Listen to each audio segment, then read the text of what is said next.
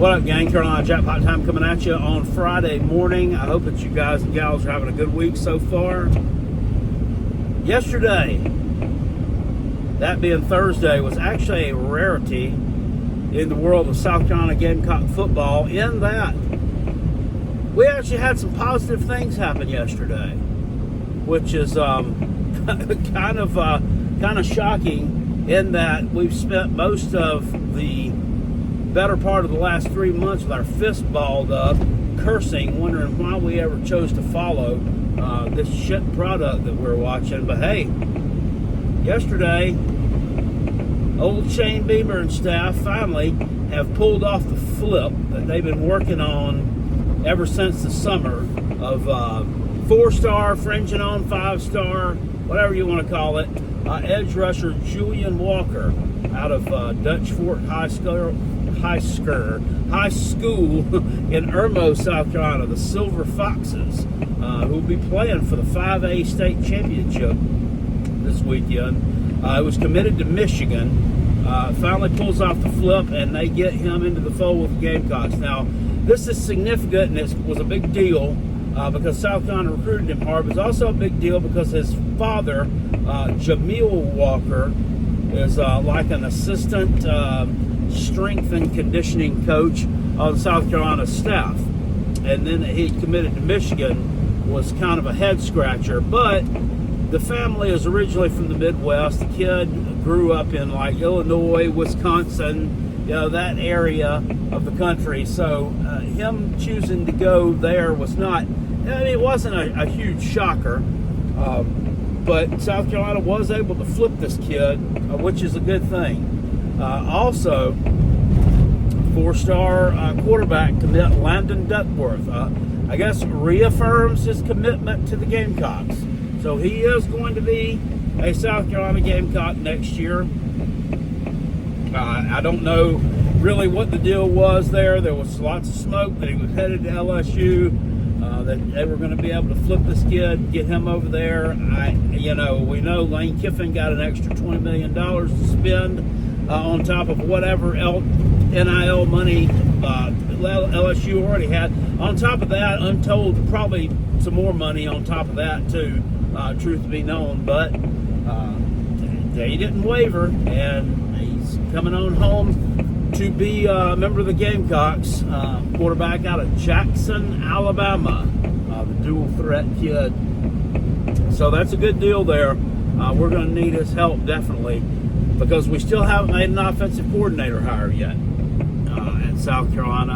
And what I'm reading here on the message boards, most of what I read concerning the offensive coordinator hires put out by old JC Sherbert of 24/7 Sports, who covers the Gamecocks, and he seems to think we're down between two guys here, and that's the one I kept telling you about, this Kevin Decker from Old Dominion, or Jason Beck, who's actually the DC right now at Utah. Now, when I talked to you about this Tuesday night, I had heard that that Jason Beck was a no-go because he was pretty much in line to become the head coach at Utah whenever Kyle Whittingham steps away, which may be sooner than later. He's been in it a little over 20 years, been the head coach there ever since Urban Meyer left to go to Florida. I mean, God, how long ago has that been? That was back at the end of the 2004 season. So he's been around for a long, long time, and he's another one. I'm not saying college football has passed him by. I mean, Utah's had a really good program. I mean, he's kind of engineered their move from a Group of 5 team to a Power 5 team. They were in the Mountain West and then moved up to the Pac-12. So he's been around for a while. But you've seen some of the older coaches kind of stepping away and start retiring. Just don't want to do it anymore. Now, that's not saying that all older coaches are retiring. Some of them are choosing to stick around and adapt and roll with the punches and do what they have to do because they want to keep on coaching football. But some of them just have grown tired of this, and I mean, I don't blame them. It's a rat race, and I'm sure it's extremely extremely taxing. Not something I couldn't do it. I definitely couldn't. So that guy may be taking that job, but he may be still in line for the job with the Gamecocks. But old JC seems to like Kevin Decker a lot. Talked about him on his podcast. He's runs an offense similar to what they run at Tennessee, which, I mean, say what you want to about Tennessee. I mean, obviously not my favorite SEC team. In fact, probably my least favorite SEC team. But they do run a good offense. I mean, year in, year out, they're either at the top of the league or amongst the top teams in the league in terms of yardage, offense, and all that good stuff. And you got to have a good offense to win football games. That's you have to have a good defense. Your defense travels, but you've got to have a good offense if you're going to be successful. It's just the way that it is. So keep an eye out for that. And then Shane Beamer goes on ahead yesterday morning and he fired the running backs coach, Markel Blackwell. Now, he'd been with the team for 2 years. He had came over from Texas A&M. I believe I'm saying that right. In the year, and also in 2022, he'd been with Ole Miss, and he was there when Quinshon Judkins was a freshman. Went crazy and ran for like what was it, like 1,600 yards as a true freshman at Ole Miss. So that. Not really sure what happened here. I mean, things just went sideways. The running back room didn't seem to be an issue last year. Of course, we had Rocket Sanders, who finished 4th in the SEC in rushing in 2024, which is pretty impressive. If you look at, he was coming off of a couple of surgeries that had really, really hampered his ability to participate and run the football at Arkansas in 2023. After he had a hell of a season in 2022 as well. 2022 was a great year for running backs. He was not this year though. 2025. Bad offensive coordinator hire off the get-go with Mike Shula. Terrible offensive line play. It's just, I don't know. Was it all Markel Blackwell? Because the running game was absolutely putrid. But then you go back and look at the Clemson game. They say, well, they couldn't run the football in the Clemson game. Well, you didn't try to run the football in the Clemson game. You ran Lenora Sellers 12 times in the Clemson game. Outside of that, there were 7 carries. 7 carries by actual running backs. 5 by Rasul Faison, who picked up 7.4 yards a carry. 5 carries for 37 yards. And that's what you did with him in his last game as a Gamecock. Matthew Fuller, 1 carry. Jawarn Howell, 1 carry.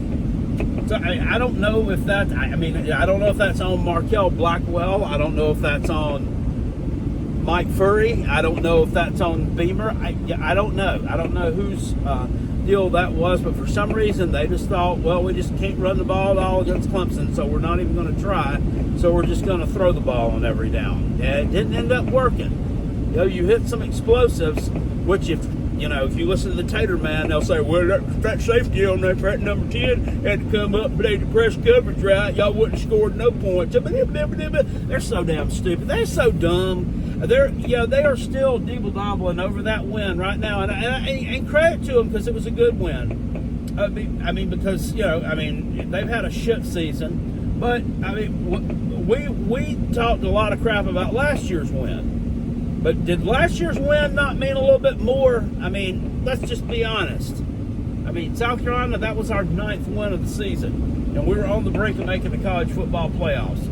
They won 6 damn games. Okay, they come off wins over terrible Florida State teams and a damn terrible-ass Louisville team. And it just makes me, God dang it, it makes me so mad the way they played in that damn game. And God dang it, man. God dang it, and I got to listen to their stupid asses for a damn year. And I got to listen to them talk about how they're going to go down to LSU in week 1 and they're going to win and all this and that. You're not going to go down there and win. You're not gonna. They are going to absolutely blow your doors off. It'll be 3 touchdowns conservatively. Because you're not going to have shit next year. Not going to have anything. They're talking about firing Garrett Riley. I mean, who are you going to bring in? You know, I don't really trust Shane Beamer to make a great offensive coordinator hire, but I sure as shit don't trust Dabo to make one. What's he going to do? Bring Willie Corn back? Who's he going to do? Promote some other jabroni off the staff? That's all he's going to do. You know, he went and spent all this money on this damn Tom Allen this year from Penn State to come run. Meanwhile, they're giving up 50 points to Duke. He ain't worth a shit. He's not worth a shit. So anyway, that was my little round on Clemson. But they fired Markel Blackwell, so they'll be in the run-ins for finding a new running back coach, man. It is crazy out there. There were so many head coach openings and head coach positions that have been filled, and now these guys are in turn going to have to backfill those staffs.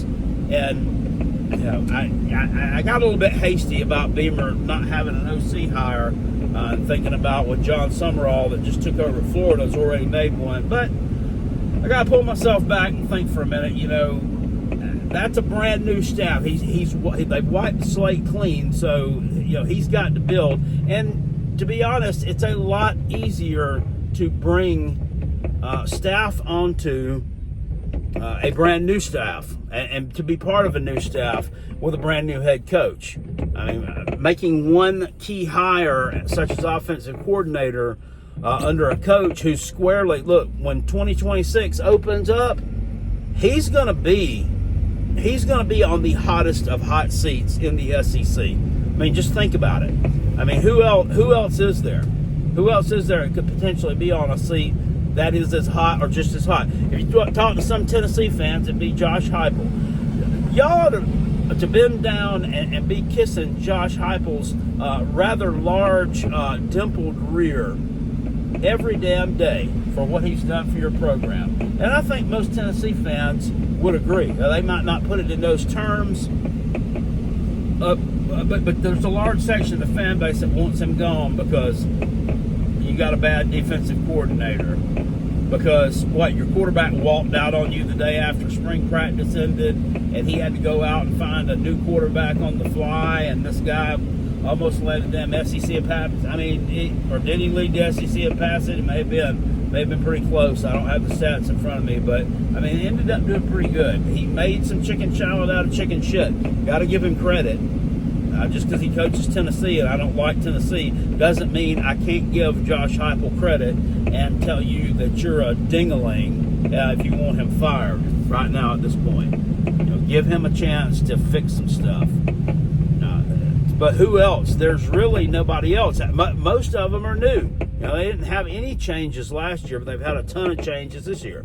You know, Kirby Smart's still got a ton of momentum. You could, you know, if Bama drops this game to Georgia, the SEC championship game, which I think they will, and they drop it by margin and somehow get left out of the playoffs, he's definitely going to be on the hot seat.